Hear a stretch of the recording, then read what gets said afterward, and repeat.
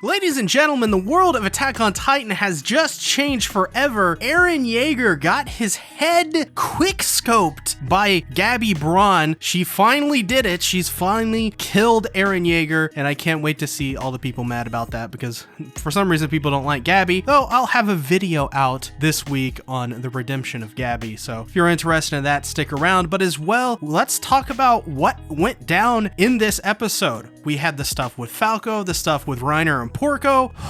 Oh man, there is so much to discuss, so let's just get right into it.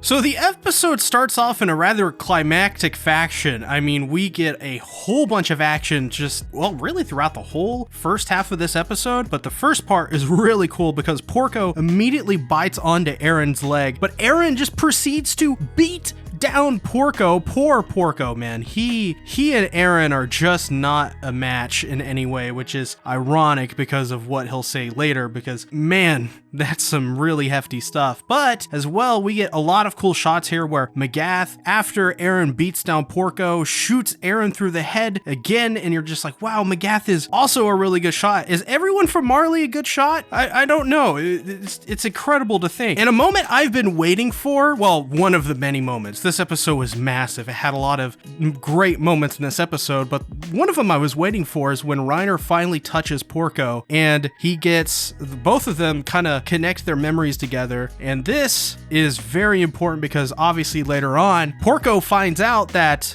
Porco was better than Reiner all along. That is the big revelation between Porco and Reiner. And I think at that point, Porco pretty much just, knows that he's better. So he gives up, does the right thing and lets Falco eat him. But I think this just goes to show that for Reiner, so to speak, he is once again reminded that he is sort of this weird outsider. He isn't someone who really belongs in this role that he's been given, but he's been given it. And that also mirrors Eren Yeager in many ways, because as we've seen already in this season when they've, did that comparison, I already did a video on it. You can check it out right here. But they're one and the same. Him and Eren Yeager, they both mirror each other, and they are both put into situations maybe that they don't really belong, but they're there anyways. I think it's as well important to know that I plan to do a video on Porco shortly after the Gabby video that's coming out this week, maybe the day after, and I think you guys will be excited for that as well because Porco's story and Reiner's story are really, really interesting. I think you guys will enjoy that video. But anyways, continuing on, there's this stuff with Colt because Colt goes to Zeke, is like, please don't do this. I know you guys are waging your battles between, back and forth. We don't care about that. I don't care which side you're on. I've always known you to be the man that you are, and I just don't care. Just don't harm Falco in any way. And I love what Zeke says, because Zeke is like, I understand your love for Falco, and I understand, like, I completely do. And it really seems like that he does as well. He likes Falco. I mean, who doesn't like Falco? Falco is a really good kid. That being said, Zeke, his plan is much bigger than just one little boy, and he has to do what he has to do, and so he screams, which turns Falco into a pure Titan, which eventually leads to him becoming, I guess, the Jaw Titan. But it's a very heartbreaking moment because you see the transformation happen. You see Gabby witness it. Colt just decides to hold on to Falco and probably what he knows as his final moments because he's thinking, well, Falco is about to die. And since he is about to die, I will die with him. And it's kind of getting me choked up a little bit talking about it because it is such a heartbreaking scene filled with a lot of emotion. And this is another thing where I think we need to give Mappa their credit for what they've been doing with this series, because they did this perfectly. They did this absolutely phenomenally. They adapted this scene so well, and they even added more to it, which made it much more impactful. So for the moment, it was rest in peace Falco, but thankfully he didn't die, though sadly Porco had to die in his place. And that bastard Zeke, why did he do that to Falco?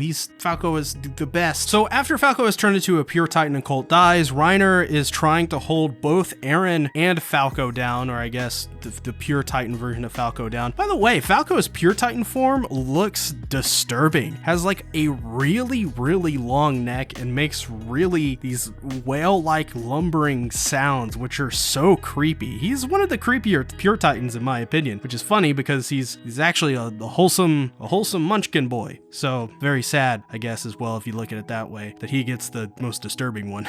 It is what it is. Reiner tries to hold both of them down. Falco tries to go for Reiner's nape after Eren momentarily slips and he has to grab onto his leg again. That was a really cool scene to see finally animated, but as well, then that eventually leads to Porco's sad fate. And Eren decides to get out of his Titan form, harden and get out, and then make a run for Zeke. And this was really smart for him to harden so that Reiner couldn't, actually continue to hold on to him. So this was really cool. I really enjoyed this. The same thing happens to Zeke as well. It seems like Zeke has died, or they make it seem like that. So Reiner kind of gives up a little bit, knows that he can rest. And you think that, Falco is going to be the one to inherit the armor Titan, but maybe it doesn't actually seem that way, as Eren is running.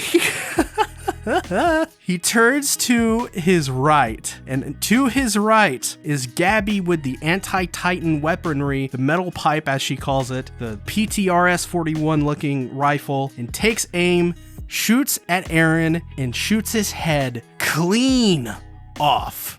This has to be one of the most mind-blowing scenes. I kind of wish the episode ended here, because imagine if you're on a cliffhanger as like, did Eren Yeager just die? And I guess, yes, technically he did die. His physical body has perished. It's just such a mind-blowing, maybe literally in this case, scene where you don't even expect it. You don't expect Gabby to finally get the revenge she, wanted in the very beginning of the series, and you don't expect Gabby to be the one to kill Eren Yeager, which is crazy. And I think, if we didn't go through this whole arc with Gabby and her character, I would agree that Gabby would not be the right person to do this, but she is absolutely the right person to do this. She, as I will talk about in my Gabby video that's coming out this week, she is the perfect mirror to Eren Yeager, and the closest mirror I would say that they have besides Reiner in this series, and it's poetic, right? And it makes sense. And I liked it, and this was just incredible. I really want to hear your guys' thoughts about this down in the comments below. Like, legitimately, I really do want to see your guys' reactions, especially if you haven't read the manga or you haven't,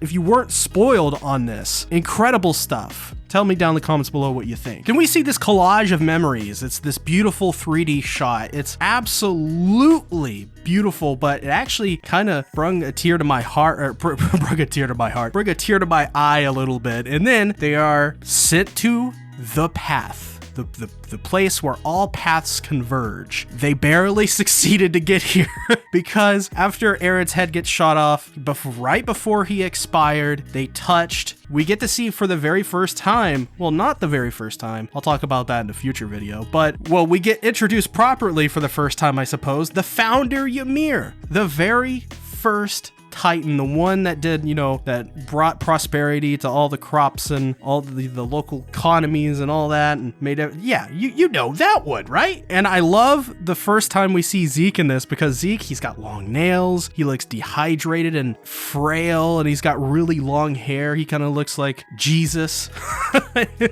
He's in shades. It's just, man, it's kind of funny to see Zeke that way, because he's so depressed.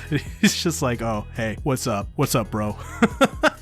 So Zeke is like, go through the plan, Eren, let's do this. And then Eren denies Zeke's plans and wishes. And it's revealed now that Eren wasn't brainwashed and was indeed just playing along the whole time. And Zeke fears that the cycle is going to continue because of this. And he goes, Eren, to put out his hand and to use the power of the founder, right? And to get his wish, which we don't know what it is yet. We don't know what Eren's plan is, which I want to hear your theories down in the comments below what his could be, because I have a couple theories on that we'll talk about in a second. But Ymir doesn't help Eren. Instead, the plot twist here is that Zeke learned that he could renounce the vow of war pretty quickly with all of the time that he's been in the path since this short amount of time that's happened in real time. It's been thousands of years for him, or whatever it was, hundreds. So he's learned how to renounce the vow of war by himself and to get out of the chains, but as well learned that Ymir only follows those with royal blood. So Zeke goes to Eren. He's now out of his chains, and he's like, you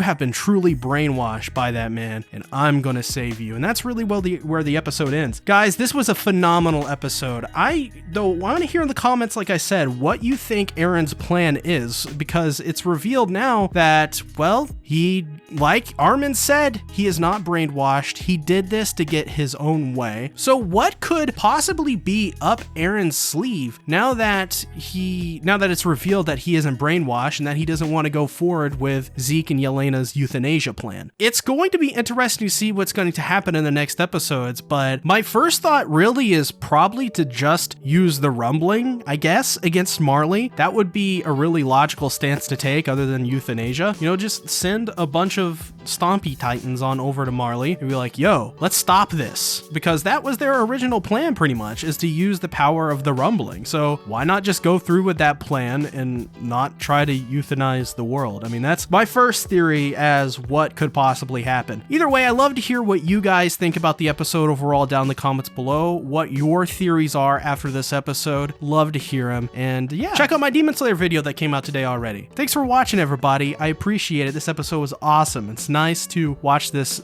series with you again. I'll see you in the next one. Bye-bye.